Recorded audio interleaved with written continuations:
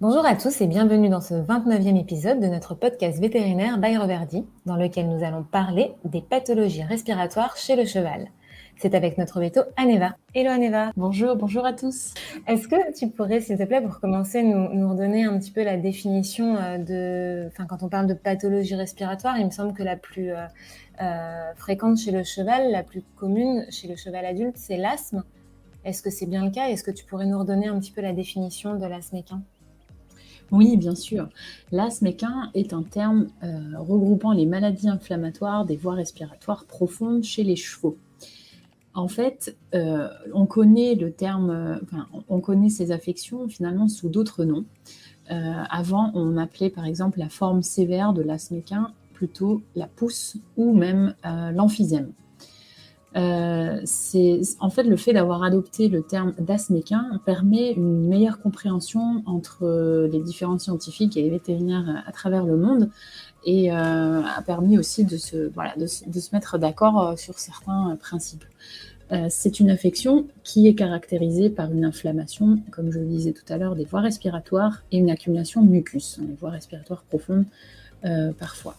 Et en fait aussi, ce qu'il y a de typique là-dedans, c'est que la réponse immunologique n'est pas complètement élucidée. Mais de fait de l'analogie à l'asthme humain, ce terme-là a été proposé. Ok, super clair. Donc en fait, il y a une forme d'asthme équin modéré, l'asthme équin sévère qu'on appelait emphysème ou pousse, c'est bien ça? Oui, exactement. Ce syndrome regroupe finalement deux entités, l'asthme équin modéré, comme tu disais, et l'asthme équin sévère. Donc, pour être un petit peu plus précis dans la dénomination, l'asthme équin modéré s'appelait avant IAD, Inflammatory Airway Disease, ou bien MIVRP, maladie inflammatoire des voies respiratoires profondes. L'asthme équin modéré est plutôt réversible. Si on le prend à temps, s'il est bien géré, c'est une condition qui est plutôt réversible. Alors, l'asthme équin sévère est un petit peu différent. On l'appelait aussi, par exemple, RAO, donc Recurrent Airway Obstruction, ou bien emphysème, ou bien pousse, ou bien MOVRP, maladie obstructive des voies respiratoires profondes. Et cette forme-là, alors elle est chronique et elle ne se guérit pas, mais elle se prend en charge et elle peut se gérer. Alors du coup, pour la forme modérée, elle survient plutôt chez les chevaux jeunes, donc en dessous de 7 ans, mais peut survenir chez tous les chevaux malgré tout, alors que la forme sévère, elle survient plutôt chez les chevaux âgés de plus de 9 ans, statistiquement parlant. D'accord. Et il me semble pendant le live qu'on a aussi parlé d'une forme d'asthme équin sévère liée au pâturage. Tu peux nous en dire un petit peu plus? Oui, on a une troisième forme, en effet, qui a lieu plutôt tôt dans l'été et à l'automne, qui est liée finalement avec l'humidité dans l'air ambiant, et avec un petit peu des températures plus élevées. Et souvent chez les chevaux qui sont dehors pendant plus de 12 heures par jour. Finalement, avant, on l'appelait MOVRP associé au pâturage, donc on l'appelle maintenant asthme équin sévère associé au pâturage. Et ces chevaux-là, contrairement aux mesures environnementales pour les chevaux qui souffriraient d'asthme équin modéré ou asthme équin sévère, ces chevaux-là, finalement, ont plutôt besoin d'être logés pour ne pas être exposés au pollen et aux particules, champignons, moisissures, tout ce qui pourrait les irriter. Donc ces chevaux-là sont mieux à l'intérieur, le temps que ça dure. D'accord, je pense qu'on reviendra dessus un tout petit peu plus tard sur les recommandations et la gestion. Est-ce que tu pourrais nous rappeler du coup quels sont les signes cliniques? On a défini un petit peu l'asthme, maintenant on parle d'asthme équin. Il y a globalement 3 types d'asthme, donc l'asthme équin modéré, l'asthme équin sévère et l'asthme équin sévère qui est lié au pâturage, qui est un petit peu à part. Et est-ce que tu pourrais nous donner les signes cliniques pour l'asthme? Oui, alors pour la forme modérée, il y a peu de signes cliniques finalement. Ce qui est très caractéristique, c'est l'intolérance à l'exercice qui est élevée ou poussée, un effort poussé. Finalement, les chevaux qui ont un asthme équin modéré n'ont pas de difficultés respiratoires au repos. Il arrive toutefois qu'on arrive à entendre une toux, mais c'est plutôt rare et plutôt intermittent en fait. Donc on va vraiment caractériser la forme modérée par une contre-performance suite à un exercice important. En ce qui concerne la forme sévère, on a plutôt affaire à une toux fréquente, à des naseaux dilatés, donc avec éventuellement un jetage intermittent, c'est-à-dire on ne voit pas toujours du jetage, il est souvent de couleur blanchâtre. Je me permets de te couper, ce que tu appelles jetage, c'est le mucus qui coule par les naseaux du cheval, c'est ça? Exactement, et le jetage, c'est ce qui sort des naseaux. Et tout ça va ensemble avec aussi une contre-performance, et parfois certains chevaux qui sont à un stade avancé de la maladie ont une ligne de pouce. En fait, c'est les muscles qui ont contribué à faire respirer le cheval, en fait, à expirer pour la plupart du temps. Et cette ligne, elle s'est dessinée sur l'abdomen, et on voit vraiment clairement une ligne assez bien marquée quand le cheval respire en fait. Et on voit aussi une fréquence respiratoire un petit peu plus élevée. Il faut savoir qu'un cheval en bonne santé, au repos, a une fréquence respiratoire environ entre 8 et 12, voire 8 et 14. Donc ça, ce sont des choses déjà qui nous permettent d'être alertés. Et les signes sont variables, hein, donc ça dépend à quel moment on les prend. Parce que si le cheval a une crise de pouce, comme on disait avant, au moment où on l'observe, on verra plutôt des signes vraiment plutôt exagérés, c'est-à-dire les naseaux très écartés, une dyspnée, du coup une fréquence respiratoire élevée, des antérieurs écartés, et là c'est du coup une urgence à gérer avec son vétérinaire. D'accord. Et l'asthme équin sévère lié au pâturage, c'est à peu près les mêmes symptômes, les mêmes signaux cliniques que l'asthme équin sévère? Oui, ça peut être exactement. C'est difficile justement de faire la différence. C'est vraiment en prenant en compte la façon dont le cheval est géré qui va nous permettre de différencier les choses. Et puis de voir selon comment il répond à la thérapie qui est mise en place et aux mesures qui sont mises en place. D'accord.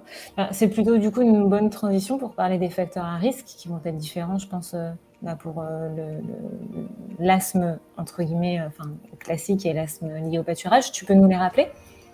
Oui, alors l'élément déclencheur, en fait, dans les deux cas, finalement, c'est toujours l'exposition à des poussières ou en tout cas à un environnement clos. Là, je parle de l'asthme équin modéré et de l'asthme équin sévère, pas forcément de celui lié au pâturage.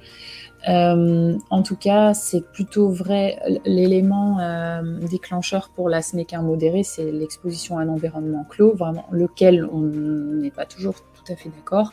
La pathogénie n'est pas très définie. En tout cas, c'est certainement en lien avec des poussières, des particules ultra fines, des gaz, des champignons, des moisissures, des spores ou même des poussières inorganiques, des micro-organismes, et potentiellement aussi lié à la saison et à la génétique.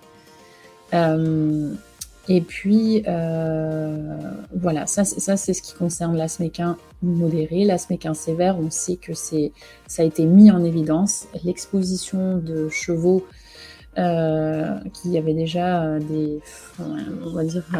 une forme d'inflammation ont vraiment répondu, ont montré vraiment des signes cliniques après l'exposition à des moisissures telles que l'Aspergillus fumigatus par exemple. Et on a vraiment retrouvé des cellules inflammatoires dans leur lavage broncho-alvéolaire. Donc on sait que pour cette forme-là, il y a déjà vraiment une cause bien définie. Et comment se diagnostique du coup l'asthme équin? Comment être certain que son cheval souffre d'asthme? Alors, si on a des doutes, on fait appel à son vétérinaire, bien évidemment, qui procédera à un examen physique, auscultation, éventuellement prise de sang pour exclure aussi d'autres pathologies, même autres pathologies musculo-squelettiques qui peuvent être liées à la toux ou affections bactériennes, virales, etc. Après, ce qui est important de faire, finalement, c'est une endoscopie. Ça, c'est un petit peu le passage indispensable avec un lavage broncho-alvéolaire. Donc, l'endoscopie va permettre de mesurer la quantité de mucus, ou en tout cas de scorer la quantité de mucus. Pour les deux affections bien distinctes, on arrive à définir, voilà, à partir de telle quantité de mucus, c'est anormal. Et puis, donc, avec un lavage broncho-alvéolaire, on va instiller un liquide dans les voies respiratoires profondes. Ensuite, on va procéder à un comptage de cellules. Et puis, selon le comptage de cellules, on va définir plutôt de quel type d'inflammation il s'agit et mettre en place un traitement qui est adapté. Et puis, en complément à ça, on peut éventuellement procéder aussi à des échos ou radios en clinique spécialisée, éventuellement un dépistage, un test intradermique éventuellement voilà, pour dépister le type d'allergène. Après, voilà, les résultats de ceux-ci sont un petit peu variables. Donc, je vous recommande de voir cela avec le vétérinaire pour définir si c'est nécessaire dans le cas précis du cheval à traiter. Ok, donc c'est vraiment le veto avec toute une série d'examens qui saura confirmer ou non le diagnostic. Oui, et en prenant en compte aussi le contexte et ce que fait le cheval, bien sûr. Maintenant, voilà, le golden standard, c'est quand même de faire un lavage broncho-alvéolaire parce que c'est lui qui permet de vraiment définir et de classer le type d'asthme La dont il est sévérité. question. Oui, exactement. D'accord, ok. Ouais. Super. Et ben, une fois que le diagnostic a été établi, comment on gère un cheval asthmatique? Qu'est-ce qu'il faut mettre en place? Comment on le prend en charge? Qu'est-ce qui peut être fait? Alors, c'est une gestion multifactorielle qu'il faut mettre en œuvre. Donc, pour la forme d'asthme équin modéré, le traitement n'est pas toujours nécessaire. Là où c'est nécessaire, c'est voilà, le but c'est d'améliorer le confort du cheval, donc d'améliorer, soulager les symptômes. Donc on va éventuellement, d'ailleurs pour les deux formes, donner des bronchodilatateurs, et puis on va aussi calmer l'inflammation ou en tout cas essayer de la diminuer avec des corticostéroïdes.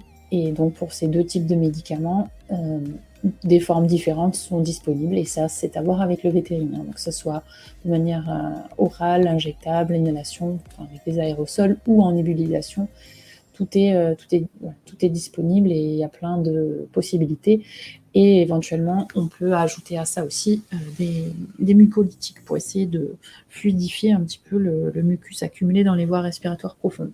Donc ça, c'est ce qui concerne le traitement médical, donc la prise en charge médicale. Maintenant, l'environnement reste vraiment important parce que vous pouvez mettre en œuvre tous les traitements médicamenteux qui existent sur la Terre. Si vous ne mettez pas en œuvre ces mesures environnementales, en fait, vous n'aurez pas ou peu de succès thérapeutique, si je peux dire. D'accord, donc c'est vraiment primordial. Oui, c'est primordial.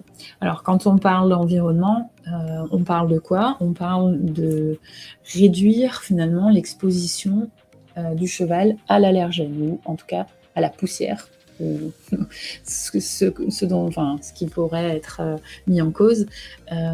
Donc finalement, si on fait un petit récap rapide de tout ce qu'on pourrait éviter, ce serait par exemple au niveau de la gestion de l'écurie, ne pas stocker le foin, la paille, tout ce qui est fourrage finalement à l'intérieur du même bâtiment où sont logés les chevaux. Si on n'a pas le choix d'utiliser la paille, bon, c'est vrai que c'est un peu embêtant parce que c'est vrai qu'il y a beaucoup de particules de poussière dans la paille, donc on aurait plutôt envie on serait plutôt amené à choisir des copeaux de bois dépoussiérés par exemple, ou des copeaux de papier ou carton maintenant aussi qui existent. Et finalement, si on peut encore éviter de loger les chevaux à l'intérieur, ce serait encore mieux. Finalement, ces chevaux-là sont vraiment mieux dehors. Ça, c'est finalement encore mieux que de les loger. Après, voilà, on ne peut pas toujours faire autrement. Ok, donc limiter vraiment au maximum l'exposition à la poussière. Donc, si possible, loger le cheval dehors et sinon, sortir le cheval quand on nettoie les box, quand on repaille, quand on distribue le foin. Tout à fait. Ne pas mettre du coup la litière et le fourrage, ne pas le stocker dans le même bâtiment que celui dans lequel se trouvent les chevaux et préférer une litière sans poussière ou avec le moins de poussière possible. Ok. Oui. Et puis après, quand on parle de fourrage, rapidement, dans de nombreuses écuries, on utilise des fils à foin, ce qui est très bien parce que ça ralentit l'ingestion. Du coup, le cheval prend plus de temps pour manger, ce qui est très bénéfique pour sa digestion.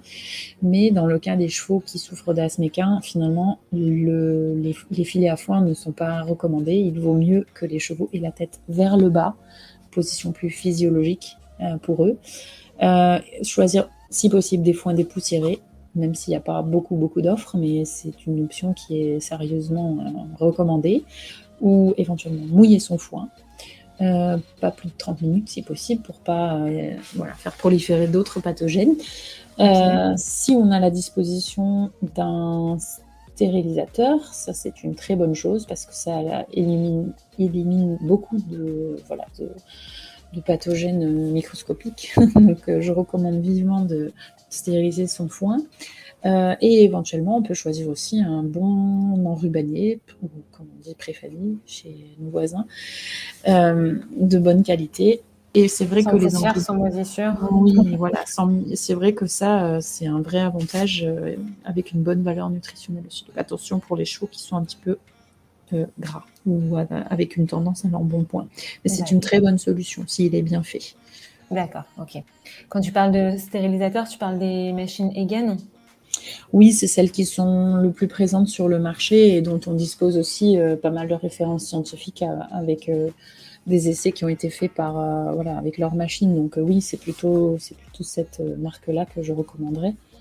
Ok, super. Maintenant, côté aliments concentrés, si le cheval a besoin d'un aliment concentré en plus de la ration fourragère, est-ce qu'il y a des choses à mettre en place, à prendre en compte ?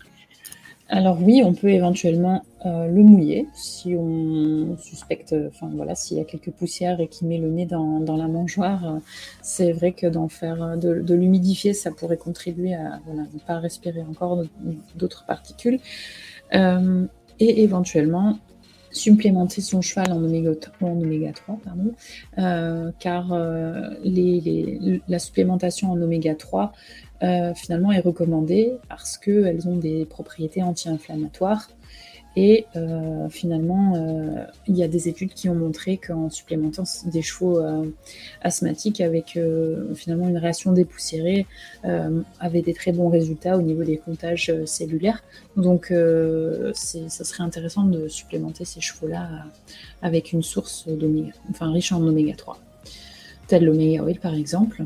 D'accord. Et puis, ce qu'il faut retenir quand même, c'est qu'il faut mettre en œuvre les mesures environnementales aussi pour pouvoir avoir un réel retour positif pour le cheval. Ça, si on fait qu'une seule chose, ça ne marchera pas. C'est un ensemble. Exactement. Ok. On a parlé, il me semble, aussi de l'Immune un petit peu pendant le live, un supplément comme le Reverdy Immune. Oui, exactement. L'Immune pourrait, par ses propriétés immunomodulatoires, aider éventuellement à réduire un peu ce phénomène d'hypersensibilité. L'asthme équin est malgré tout lié à un phénomène d'hypersensibilité. Donc ça pourrait être très bénéfique pour Ça marche. Donc si je résume rapidement, il y a la priorité, c'est de mettre en place des mesures environnementales. Il y a aussi un point d'honneur à mettre sur le fourrage. Les poussières, notamment poussières et c'est sûr le fourrage. Oui, et puis le mieux c'est l'herbe. Au final, c'est logique. En le mettant dehors, on sous-entend par le fait de mettre à la prairie que le cheval soit à l'herbe. D'accord, évidemment. Ok. Côté aliments concentrés, par exemple les granulés pour les poussières. Et puis côté supplément, les trois peut-être concentrés. Et éventuellement un supplément comme et puis parallèlement à tout ça, si besoin, c'est le vétérinaire qui le traitement médical, c'est le vétérinaire qui sera mieux orienté. Exactement. Ça marche. Est-ce que tu as d'autres choses à ajouter? Ça sera tout pour moi.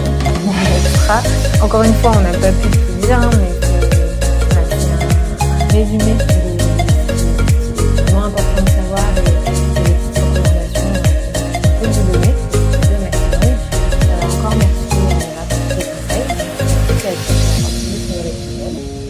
puis, à bientôt, Aniva. À bientôt à toutes et à tous. Et puis, bel été. On se retrouve du coup à la rentrée. Salut Aniva. À bientôt.